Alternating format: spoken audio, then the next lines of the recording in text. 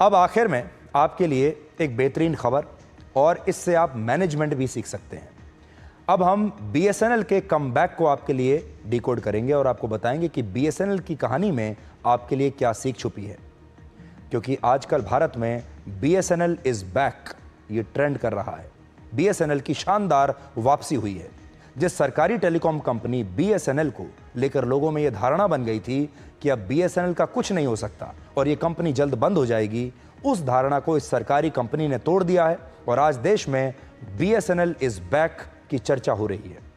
पूरे 18 वर्षों के बाद बीएसएनएल लगातार दूसरी तिमाही में एक काफी अच्छा खासा मुनाफा कमाया है।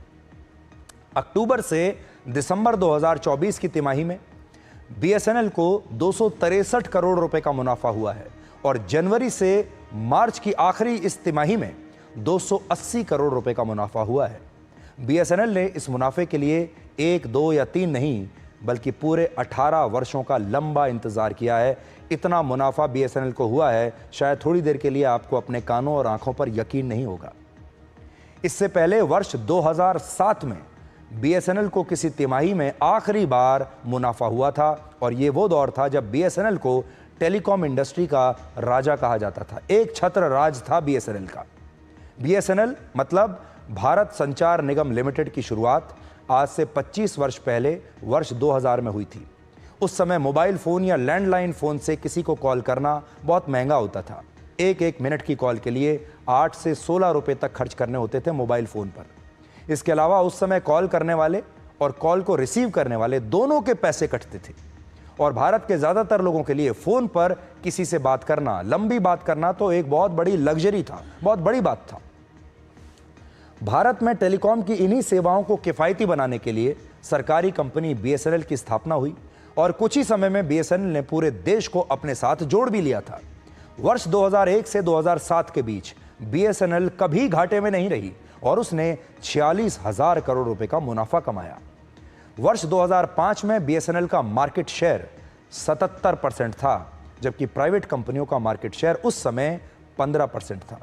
देश में हर 100 में से 77 लोग टेलीकॉम सेवाओं के लिए बीएसएनएल का सिम कार्ड और उसकी लैंडलाइन इस्तेमाल करते थे और बीएसएनएल के बारे में भारत का बच्चा बच्चा जानता था। भारत के गांवों में तो 100% ग्राहक बीएसएनएल के ही थे और प्राइवेट कंपनियां इस रेस में दूर दूर तक कहीं नहीं थी। लेकिन इसके बाद कुछ ऐसा हुआ जिसने बीएसएनएल को भारत के टेलीकॉम बाजार से लगभग गायब कर दिया, लगभग बाहर कर दिया। यूपीए की सरकार में दयानिधि मारान उस समय दूर संचार मंत्री थे और बीएसएनएल कंपनी उन्हीं के अधीन आया करती थी। डीएमके के नेता थे। उन पर आरोप लगा कि उन्होंने चेन्नई में अपने घर पर बीएसएनएल की 323 हाई स्पीड टेलीफोन लाइंस को लगवाया और इनका इस्तेमाल अपने एक टीवी नेटवर्क के प्रसारण के लिए किया, जो कि गलत था। और जब इस पर विवाद हुआ तो बाद में उन्हें मंत्री पद से इस्तीफा भी देना पड़ा था। यूपीए सरकार के इसी दौर में बीएसएनएल में 2G घोटाले के आरोप लगे और बीएसएनएल सरकारी एजेंसियों की निगरानी में आ गई और उसने जितने भी ठेके तब दिए थे या नए कॉन्ट्रैक्ट्स किए थे उन पर विवाद होने लगा। इन विवादों के कारण जब बीएसएनएल को अपने पुराने टावर्स अपडेट करने थे, अपनी टेक्नोलॉजी को बदलना था, उसे अपडेट करना था, जब निवेश की आवश्यकता थी तब वो ऐसा नहीं कर पाया और खराब नेटवर्क और सुविधाओं के कारण लोग धीरे धीरे बीएसएनएल को छोड़कर प्राइवेट टेलीकॉम कंपनियों के पास चले गए। आप में से भी ज्यादातर लोगों ने यही किया होगा।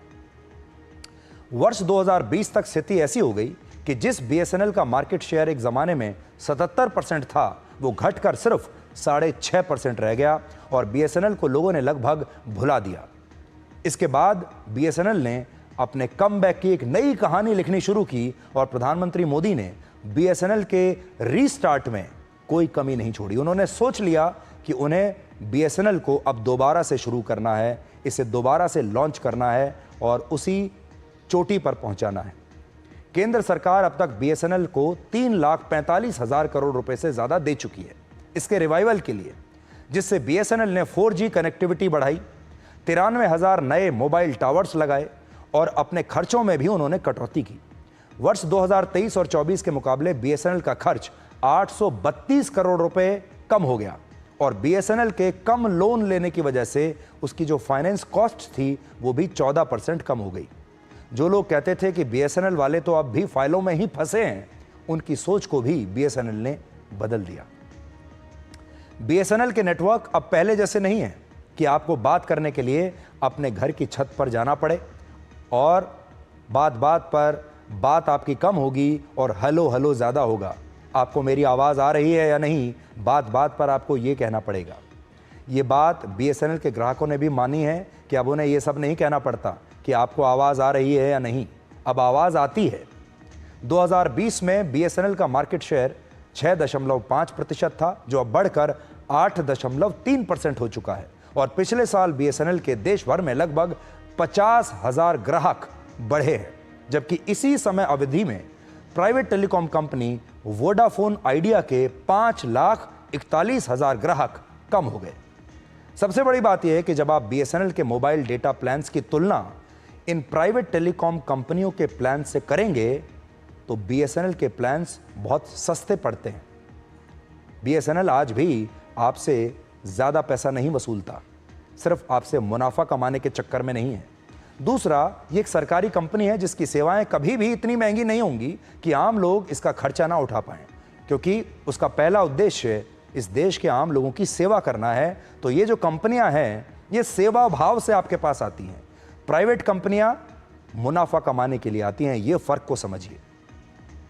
हालांकि बीएसएनएल का कमबैक अभी पूरी तरह से होना बाकी है, उसे काफी लंबी यात्रा भी तय करनी है।